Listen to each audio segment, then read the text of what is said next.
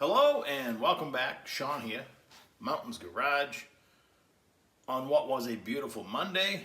It's now Monday evening after supper or dinner, depending on what part of the country you're in or what mood you're in. And I'm out here in the shop making up for the fact that this weekend completely got away from me. I like to do a video on the weekend, at least one video during the week, but hey, here we are tonight. And tonight's subject is ignition timing. I'm pointing to the distributor on this rusty relic here. If you're an OEM manufacturer, you're going to make 1 million engines. You've tested them, at the onset, and you have timing information.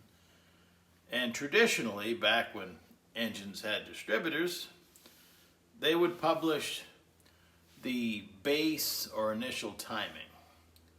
If you looked it up in the Chilton manual or Motors manual, it would be 6, 8, 10 degrees before top dead center.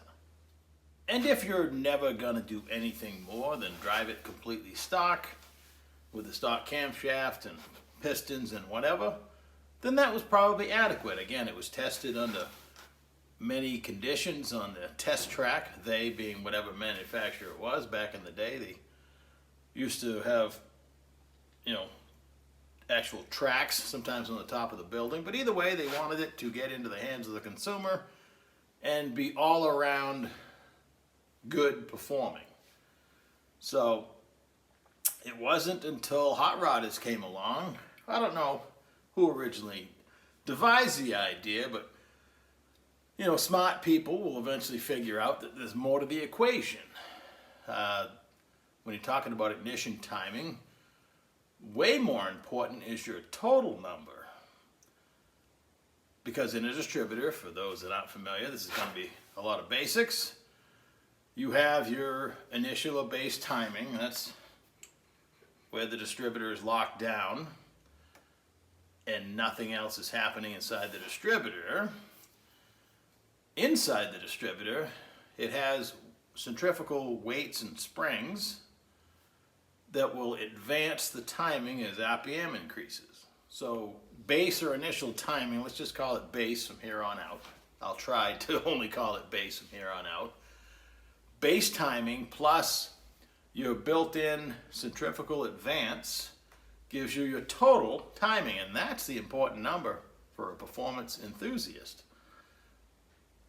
If you're building a performance engine these days that still has a distributor, or if it doesn't, you're more worried and got to focus on the total number, subtract what the ignition curve built into the distributor with the weights and springs, and you really don't care what the base timing is, as long as it will start without bucking on the starter and idle and basically perform okay, so you can drive it around the pits of the racetrack under non-full throttle conditions.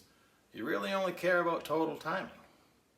There used to be test machines. There still are if you have restored one. I don't know if you can buy one in present day or even need to, but if you knew what the hot curve setup was for, say, a flathead with a certain camshaft, then you could go ahead and dial it in on your machine, playing with the springs and weights and whatever magic inside the flathead distributor, and you could, sell it as a performance distributor.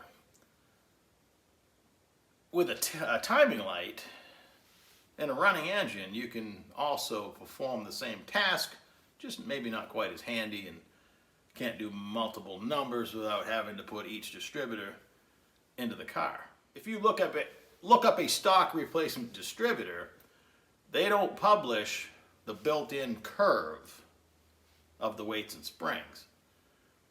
Performance distributors that have that feature do publish that, typically anywhere from maybe 11 to 20 degrees. If you have a keen ear and you're near the water, there's a bunch of boats accelerating, if you listen to a boat, Their ignition system's a little bit unique. There's a box controlling the spark, and it only has two settings. You have your base setting, and at a certain RPM, either 3,000 or 3,500, because it monitors RPM, it just throws in another 15 or 20 degrees, whatever's built into the box. You can hear it when boats accelerate. When it gets to a certain RPM, you can hear the pitch of the engine change. But they don't have weights in the distributors. They probably just freeze up and rust anyway. So you have a box handling that. I have a feeling there's going to be a part 2 of this video. We're actually going to talk about a race ignition system and how you might control the spark.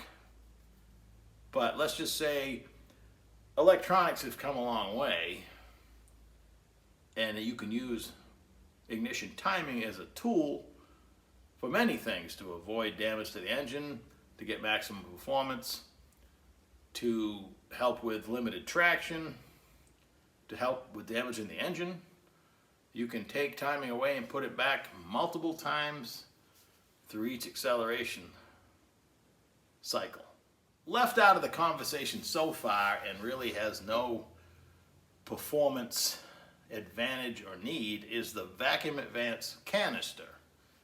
In fact, with a high compression engine on low octane fuel, it's probably your enemy if you want to street drive on low octane fuel, because being vacuum advance, it's only going to be active during high vacuum situations, idle and pot throttle. And it's the pot throttle that's going to get you in trouble. It's probably not going to have pre-ignition, pinging, detonation, whatever you want to call it, while it's sitting there idling.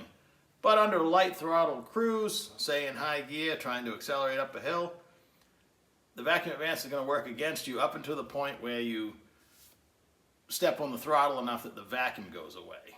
So if you want to have a smoother idle and maybe some drivability improvement, you can hook up the vacuum advance if your distributor has it. That's up to you. I mean, many people want to argue that fact and where to hook the vacuum. So I'm going to leave it right out of the conversation because it's only going to muddy what we're talking about, and that is the actual, I guess, mechanics of the timing.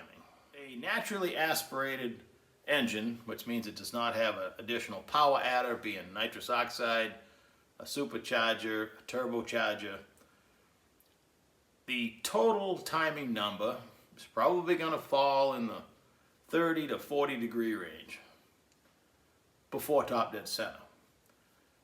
Now you would think in a perfect world the spark would just happen at top dead center. However, a lot of things have to happen, and if you started the spark event at top dead center, you'd miss out on most or all of the energy that could have been created, because the spark has to be triggered, the distributor has to send power to the coil, it's going to amplify it, send it back to the cap to be distributed to the proper cylinder.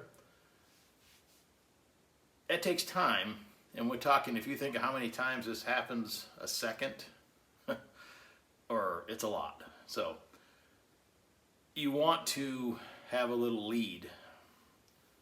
So in a naturally aspirated engine, it will talk to you if you have a way to test its performance, either have the engine on a dyno or a drag strip, or some way to test the acceleration of the engine and the vehicle. There's a sweet spot. It may be 32, 34, 36, whatever. The engine's going to talk to you, and at some point when you add more timing, it's not going to make any more power or go any faster. Now you're just putting in wasted advance that's going to work against you. It can do damage to your engine through detonation, and it'll kill power. So there's a sweet spot, naturally aspirated, as well as any of the power adders that I mentioned. However, with a power adder, you have to retard the timing to, what's the easiest way to put it? You need to optimize the volatility of what you created, because you've taken what an engine can take in naturally aspirated, and you've either compressed it or added oxygen through nitrous oxide, the same amount of charge, or more because you forced it in there, has to be lit in a point where you can get maximum energy out of it before it's wasted. So you have to start the event a little bit behind where you would a naturally aspirated engine. Not only will it make more power, but it will prevent you from hurting parts, because the engine will probably want to keep making power with more timing than it needs with a power adder. However, the parts themselves, the pistons, the cylinder head, the metal, can only take so much. And through all this, it certainly matters what you have for fuel.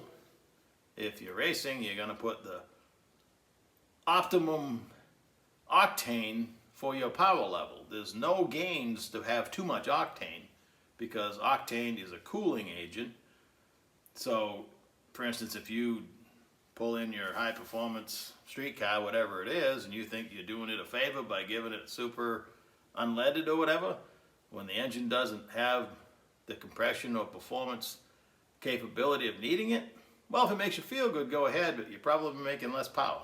It's not going to do any damage, but you're still going to spend more money. So probably right in the owner's manual, it's going to tell you the octane recommendations as far as that goes. But racing, you need to figure out, talk to your engine builder or whatever, and you don't need to necessarily have the, because in racing fuel there's a lot of options. So I know, for instance, like when they started messing with nitromethane, I was watching an old Don Gottlieb's article, and reading one, I should say, and he went at it cautiously, but found out that he could put a lot of timing in that because it burns so slow, and he needed to put a lot of time in it to make any power. So, you know, there's definitely an authority, or people like him. I can't speak about nitromethane. I've only smelled it. I've never even touched it. So that is above my pay grade, as they say. So in part 2, we'll discuss your basic racing ignition system, or street performance, and also talk about crank triggers and other ways to deliver a spark more reliably, and why you need this stuff. So this is part 1. Hope you enjoyed it. I hope I didn't sound too melancholy. All of a sudden I'm listening to my voice and I sound funny. Well, I'm not going to redo it, so you're welcome. Have a nice night.